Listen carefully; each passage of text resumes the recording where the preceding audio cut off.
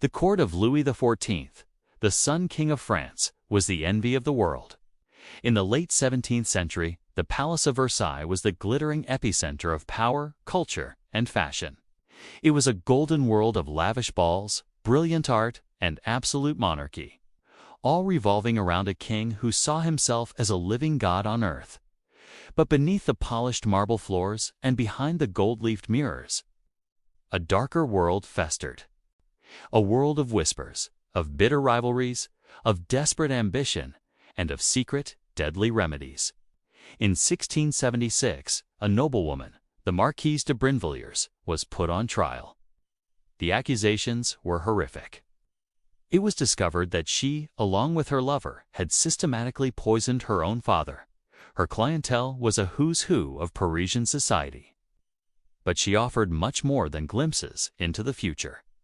She worked with disgraced priests who would perform sacrilegious black masses, alchemists who would brew the deadly concoctions, and a whole host of accomplices who helped her cater to the secret, violent desires of the French elite. A simple stomachache could be a sign that you had been poisoned by a rival. No one knew who to trust. People began carrying their own antidotes. But the investigation was about to reach the absolute pinnacle of power, a name so close to the king that it threatened to burn the monarchy itself. The accusation was that she had been one of La Voisin's most important clients. If his official mistress was found to be a murderous, sacrilegious witch, the reputation of the Sun King would be forever tarnished. It was alleged that she had spent a fortune on love potions to keep the king's affection. But the claims went further, into the realm of true horror. Witnesses testified that Montespan had participated in black masses, with the bodies of newborn infants used as altars, all in an effort to magically bind the king to her will. It led to strict new laws regulating the sale of arsenic and other poisons, effectively ending the era of casual poisoning among the aristocracy. But more than that, it ripped the mask off a supposedly golden age. It revealed that beneath the veneer of sophistication and divine right, the court of Versailles was driven by the same raw, primal emotions as the rest of the world. Jealousy, greed, and a hunger for power so strong that people were willing to turn to black magic and murder to achieve it. It remains a chilling reminder that the brightest light often casts the darkest shadow.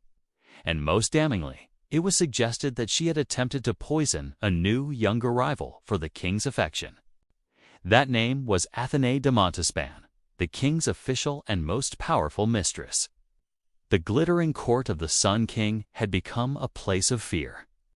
King Louis himself, realizing the threat to the stability of his reign, took a personal interest. He understood that this was not just about crime. It was about an attack on the very social order he had so carefully constructed. He declared the affair of the poisons to be over. The official records of the interrogations, especially those that named Madame de Montespan and other high-ranking nobles, were collected and sealed by the king's personal order. He locked the full truth away from the public, burying the complete extent of the scandal to protect the image of his reign. Madame de Montespan was disgraced and quietly removed from court, but she was never put on trial. The king had chosen to save the monarchy by burying the truth.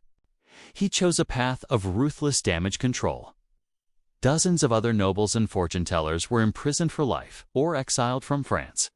The Chambre Ardente had done its work. For the right price, she provided love potions for ladies, hoping to win the affection of a courtier, or even the king himself. It was given a chilling name, the Chambre Ardente, or the Burning Court, named after the medieval practice of trying heretics in a darkened room lit only by torches. What they revealed was a conspiracy far deeper and more terrifying than he had ever imagined. The client list was a bombshell. It was filled with the names of prominent aristocrats, military officers, and courtiers who frequented the halls of Versailles. She arranged secret meetings and performed abortions, and for her wealthiest, most desperate clients, she provided a much darker service. She sold what she euphemistically called inheritance powders and powders of succession. They were, of course, deadly poisons. and 2 brothers in order to claim the family inheritance and clear the way for her affair. The weapon she used was a slow-acting poison, likely arsenic-based, which she had tested on unsuspecting hospital patients to perfect its dosage. This is the story of how that hidden world erupted into the open, threatening to bring down the entire French aristocracy and even the throne itself. It is the story of a scandal that revealed the rot beneath the glamour. This is the true story of the affair of the poisons.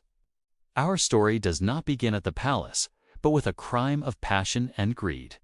Her trial and public execution shocked Parisian society. It was a gruesome tale, but it was seen as an isolated case of a monstrous individual. However, during her final confession, the Marquise let slip a chilling secret.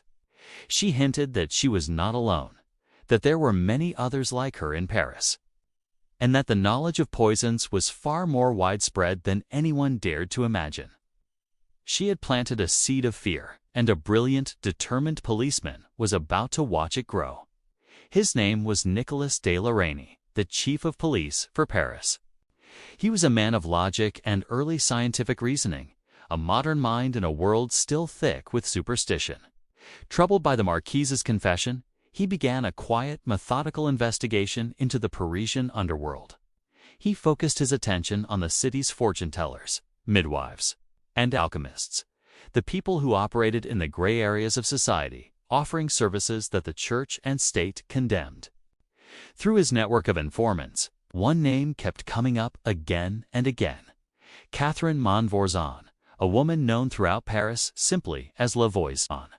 On the surface, La Voisin was a charismatic and successful fortune-teller. La Voisin was the hub of a massive criminal network. In 12, La Reynie finally had enough evidence. He arrested La Voisin and began to interrogate her and her associates. A wave of paranoia swept through the court. Suddenly, every unexplained illness, every sudden death was viewed with suspicion. The king established a special secret tribunal to handle the cases. As the interrogations continued under torture, the names grew bigger, the accusations more shocking. Madame de Montespan was one of the most influential women in France. But her position was precarious, and her relationship with the king was fading. This was the ultimate crisis. The scandal was no longer in the dark alleys of Paris. It was in the king's own bedchamber. Louis XIV was trapped. He could not let the accusations against Montespan become public, but he also could not ignore the vast criminal conspiracy his police had uncovered. La Voisin and her key associates were swiftly tried. Found guilty of witchcraft and poisoning, they were publicly burned at the stake. But then, just as the investigation was reaching its most sensitive point, the king acted. He ordered the tribunal to be dissolved. The affair of the poisons was a brutal, terrifying chapter in French history.